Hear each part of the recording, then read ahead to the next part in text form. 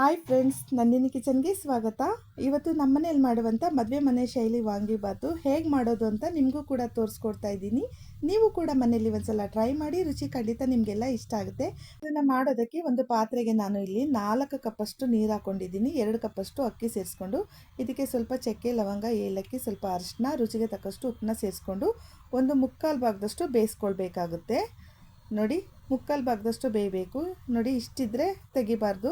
ಒಂದು ಮುಕ್ಕಾಲು ಭಾಗದಷ್ಟು ಬೆಂದ ಮೇಲೆ ಇದನ್ನು ಹೊರಗಡೆ ತಗೊಳ್ಬೇಕು. ಈಗ ಒಂದು ಬಾಣಲಿಗೆ ನಾನು 100 ಗ್ರಾಮಷ್ಟು ಎಣ್ಣೆನ ಸೇರಿಸ್ಕೊಂಡು ಚೆನ್ನಾಗಿ ಬಿಸಿ ಮಾಡ್ಕೊಂಡಿದ್ದೀನಿ. ಇದಕ್ಕೆ ಒಂದು ಚಮಚದಷ್ಟು ಸಾಸಿವೆ, ಕಟ್ ಮಾಡಿ ಇಟ್ಕೊಂಡಿರುವಂಥ 2 ಈರುಳ್ಳಿ, 4 ಹಸಿಮೆಣಸಿನ್ಕಾಯಿ, ಸ್ವಲ್ಪ ಕರಿಬೇವಿನ ಸೊಪ್ಪನ್ನ ಸೇರಿಸ್ಕೊಂಡು ಸ್ವಲ್ಪ ಕೆಂಪಗಾಗೋಷ್ಟು ಫ್ರೈ ಮಾಡ್ಕೊಳ್ಬೇಕು. ನೋಡಿ, ಸ್ವಲ್ಪ ಕೆಂಪಗಾದರೆ ಸಾಕು. ಇದಕ್ಕೆ 1 ಕಪ್ಪಷ್ಟು ನಾನು ಬಟಾಣಿನ ಸೇರಿಸ್ಕೊಳ್ತಾ ಇದ್ದೀನಿ. ಮತ್ತು ಕಟ್ ಮಾಡಿ ಇಟ್ಕೊಂಡಿರುವಂಥ ಬದನೆಕಾಯಿನ ಕೂಡ ಸೇರಿಸ್ಕೊಂಡು ಎಣ್ಣೆಯಲ್ಲಿ ಸ್ವಲ್ಪ ಚೆನ್ನಾಗಿ ಫ್ರೈ ಮಾಡ್ಕೊಳ್ಬೇಕಾಗುತ್ತೆ. ನೋಡಿ, ಇದು ಎಣ್ಣೆಲ್ಲ ಸ್ವಲ್ಪ ಬೇಯೋಕ್ಕೆ ಬಿಡಬೇಕು. ಈ ಥರ ಇದಕ್ಕೆ ರುಚಿಗೆ ತಕ್ಕಷ್ಟು ಉಪ್ಪನ್ನ ಸೇರಿಸ್ಕೊಂಡು ಒಂದು 1/4 ಚಮಚದಷ್ಟು ಅರಿಶಿನದ ಪುಡಿನ ಕೂಡ ಸೇರಿಸ್ಕೊಳ್ಬೇಕು. ಅನ್ನಕ್ಕೂ ಕೂಡ ಉಪ್ಪು ಹಾಕಿರ್ತೀರ, ಆವಾಗ ನೋಡಿಕೊಂಡು ಇದಕ್ಕೆ ಸೇರಿಸ್ಕೊಳ್ಳಿ. ಜಾಸ್ತಿ ಉಪ್ಪಾದರೆ ಚೆನ್ನಾಗಿರಲ್ಲ.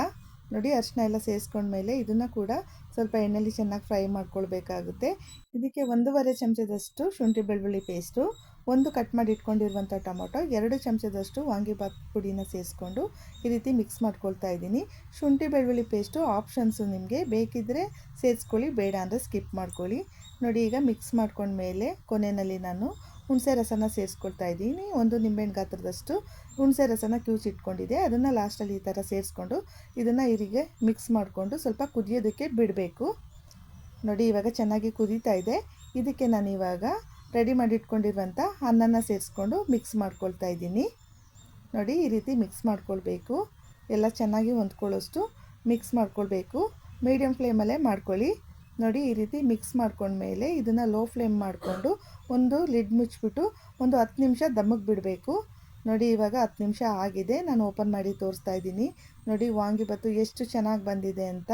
ಬಿಸಿ ಬಿಸಿಯಾದ ಮದುವೆ ಮನೆ ಶೈಲಿ ವಾಂಗಿಬಾತ್ ರೆಡಿಯಾಗಿದೆ. ಇವಾಗ ಸರ್ವ್ ಮಾಡ್ಕೊಳ್ಬೋದು. ನೋಡಿ, ಎಷ್ಟು ಚೆನ್ನಾಗಿ ಬಂದಿದೆ ಅಂತ. ಈ ರುಚಿ ನಿಮಗೆ ಖಂಡಿತವಾಗ್ಲೂ ಇಷ್ಟ ಆಗುತ್ತೆ. ಈ ವಿಡಿಯೋ ಇಷ್ಟ ಆದರೆ ಲೈಕ್ ಮಾಡಿ, ಶೇರ್ ಮಾಡಿ, ಕಮೆಂಟ್ ಮಾಡಿ, ಸಬ್ಸ್ಕ್ರೈಬ್ ಮಾಡೋದನ್ನು ಮರಿಬೇಡಿ. ಇಷ್ಟೊತ್ತು ಈ ವಿಡಿಯೋ ವಾಚ್ ಮಾಡಿದ್ದಕ್ಕೆ ಥ್ಯಾಂಕ್ ಯು ಸೋ ಮಚ್.